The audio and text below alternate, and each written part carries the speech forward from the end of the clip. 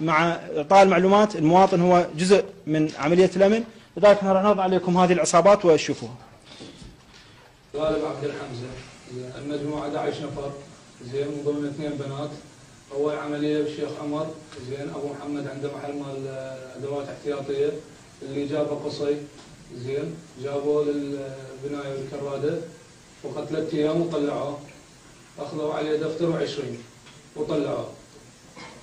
الثاني بالحارثية، المعلومات اللي جت عليه علي سامي جابه، زين، صيدلاني عنده صيدلية اسمه أحمد المشهداني، زين، عنده صيدلية بالحارثية، جابوه بقى 7 أيام وحوله للبياع يم علي سامي، وراه طلع بدون أي فلوس ما أخذوا منه. وراه دكتور فاضل، زين، بالكرادة، زين، اللي جابه سيد ناهض وواحد وياه ما أعرف اسمه ذاك، جبناه بقى 4 أيام وحولوه للبياع، همينه طلع بدون أي فلوس ما أخذوا من عنده، زين.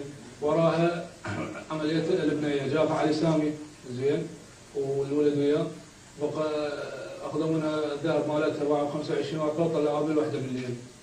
وآخر عملية مجيد اللي عن طريق البنات وعلي وفلاح، زين، طلعوا معزومات كانوا بالمطعم وياه واحنا وراهم، زين، درهم بساحة بيروت، وبعدها اتجه للقناة وطبقنا عليه واخذنا عليه 6 دفاتر. دور البنات كان على اتصال بمجيد، اتفقوا وياه وتواعدوا وياه، عزمهم على العشاء بالجادرية بمطعم مخصان الزيتون، ودزنا رسالة العلي اللي هو ويانا كان موجود، زين، على كل مكان وين يوصلون دزنا رسالة كل مكان، تابعناهم لحد ساحة بيروت. ذبل البنات بساحة بيروت انه اتجه للقناة، زين، وطبقنا عليه واخذناه من القناة وديناه البيت بالكمالية. ايناس علي عبد، صديقتي طيبة عبود، جابوا لنا الرقم وقالوا خابرته طيبة من علاقة وياها هو خلال يومين. عزمنا على غدا، احنا رحنا على العشاء، طلعنا رحنا لغصان زيتونة بالجادرية، وعلي ظل يراسلني وصلتوا وين قعدتوا؟ قلت له وصلنا.